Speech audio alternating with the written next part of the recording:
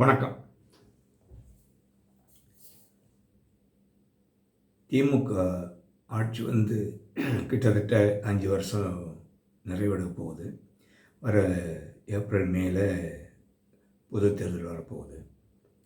இது வரைக்கும் திராவிட மாடல் ஆட்சி ரொம்ப அற்புதமான ஆட்சி கொடுத்துருக்கிறது. தமிழக மக்கள் மிகவும் சந்தோஷமாக இருக்கிறாங்க. அவர் ஒவ்வொரு திட்டங்களையும் ரொம்ப அற்புதமாக எடுத்து வந்திருக்கார் நம்ம தமிழக முதல்வர். சும்மா சொல்லக்கூடாது. ஒவ்வொரு ஏரியாவாக போய் ஒவ்வொரு தெருவாக போய் மக்களை மீட் பண்ணி அவருடைய குறைகளை கேட்குறாரு. அதில் நம்ம உண்மையிலேயே பாராட்டக்கூடிய விஷயம். அதுக்கப்புறம் உங்களில் முதல்வனா உங்களின் ஸ்டாலின் இப்படிலாம் பல திட்டங்கள் எடுத்து வந்திருக்காரு. நம்ம சரியாக படிக்கிறது இல்லை சார். அதுக்கு தான் நமக்கு ஒன்றும் தெரியல. ஏன்னா அவ்வளோ திட்டங்கள், அவ்வளோ செயல்பாடுகள் தமிழ்நாட்டில் இயங்குன்றது. அதனால் ஒன்றும் புரியல நமக்கு. இப்போ அறநிலைத்துறை எடுத்துக்கிட்டிங்கன்னா அவ்வளோ அற்புதமாக இருக்குது.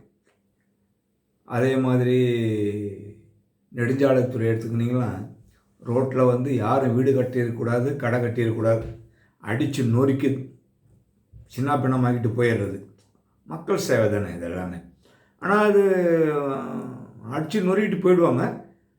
அதுக்கப்புறம் ஒரு நடவடிக்கை இருக்காது.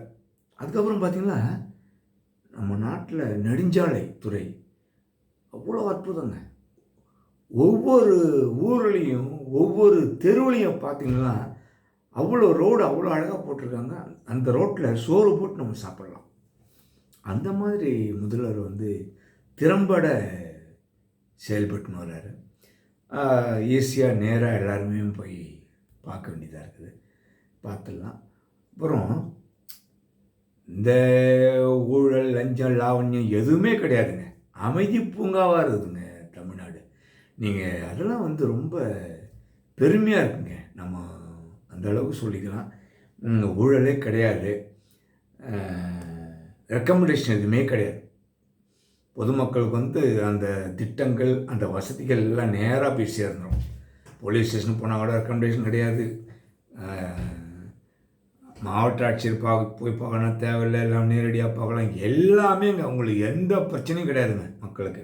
அதே மாதிரி மருத்துவத்துறை ரொம்ப பிரமாதமாக இருக்குங்க. மருத்துவத்துறை இந்தியாவிலேயே மருத்துவத்துறை எடுத்துக்கணும்னா தமிழ்நாடு தான் முதலிடம். அதன் பிறகு பார்த்திங்கன்னா உலகளவில் பார்த்திங்கன்னா உலகத்தரம் வாய்ந்த மருத்துவ வசதி நம்ம தமிழ்நாட்டில் இருக்குது. தமிழ்நாடு அரசாங்க மருத்துவமனையில் இருக்குது. இது எல்லாருக்கும் தெரியும், உலகத்துக்கே தெரியும்.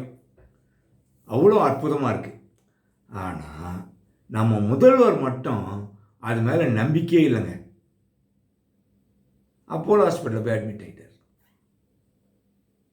அந்த அளவுக்கு நம்ம தமிழக சுகாதாரத்துறை இருக்குது. முதல்வரே போய் அட்மிட் ஆகிட்டார் அப்போலோ ஹாஸ்பிட்டல்னால் மற்றவங்களாம் ஏன் ஜிஹெச்சுக்கு போகணும்? எப்படி போக முடியும்?